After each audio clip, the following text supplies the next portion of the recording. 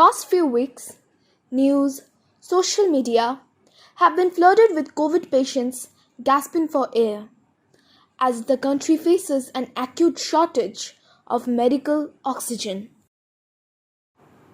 Medical oxygen refers to, as the name suggests, oxygen used by the hospitals and clinics in the treatment of various illness that causes oxygen saturation level in the body to drop. In this sense, it is similar to drugs. Unlike the air we breathe, which has only 21% of oxygen that is filtered by our lungs, medical oxygen is highly concentrated and can be obtained in several ways. Our atmospheric air is composed of 78% of nitrogen, 21% of oxygen, and 1% of argon, carbon dioxide, water vapor, and other rare gases. The most common commercial method for producing oxygen is separation of air using either cryogenic distillation process, pressure swing adsorption, or vacuum pressure swing adsorption process. Most commercial oxygen is produced using a variation of the cryogenic distillation process originally developed in 1895. This produces oxygen that is 99% pure. This process was pioneered by Carl von Linde in 1895. The steps of cryogenic distillation are as follows. Firstly, the air is collected in a tank. Before sending it to the compressor tank, the air is filtered to remove impurities like dirt, grease, etc. After filtration of air, it is compressed at 5 to 10 bar of atmospheric pressure. Now if you don't know what is 1 bar, then 1 bar is equal to 14.5 psi or 1 lakh pascals. Due to compression at high pressure, it produces tremendous heat.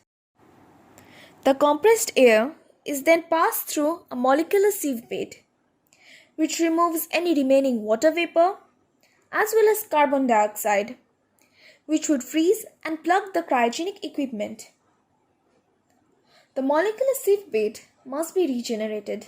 This is done by installing multiple units operating in alternating mode. Next, the air must be cooled down to transform it into liquid air. This is done by passing the air through a cold chamber. Liquid nitrogen is used in this cold chamber, and the temperature here is minus 200 degrees Celsius. At this temperature, air turns into liquid, which is composed of nitrogen, oxygen, and argon. Then, at the end, liquid air is sent to air distillation column, where it is slowly warmed up. Then various components of air get separated like nitrogen, oxygen, and argon. Nitrogen gets separated first because the boiling temperature of nitrogen is minus 196 degrees Celsius. After that, argon gets separated because argon's boiling temperature is minus 186 degrees Celsius. Oxygen has higher boiling point. It is left behind and collected separately.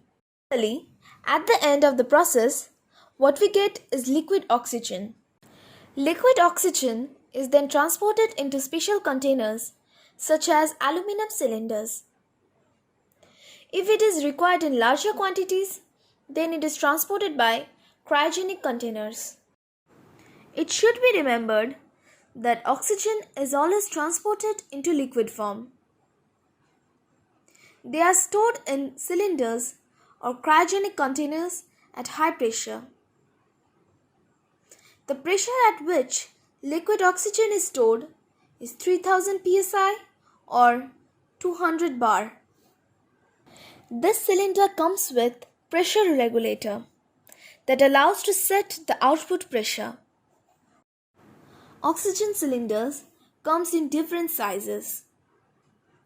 Two sets of names are used to differentiate between oxygen cylinder sizes. The original system uses alphabetical system, starting with A for the smallest and E for the largest potable size. The new naming system begins with the letter M for medical, followed by a number that signifies the amount of cubic feet of oxygen that can be compressed into cylinders. So, originally, B cylinder is now often called as M6 cylinder because it can hold 6 cubic feet of oxygen. Hope this video is useful for you. Thanks for watching.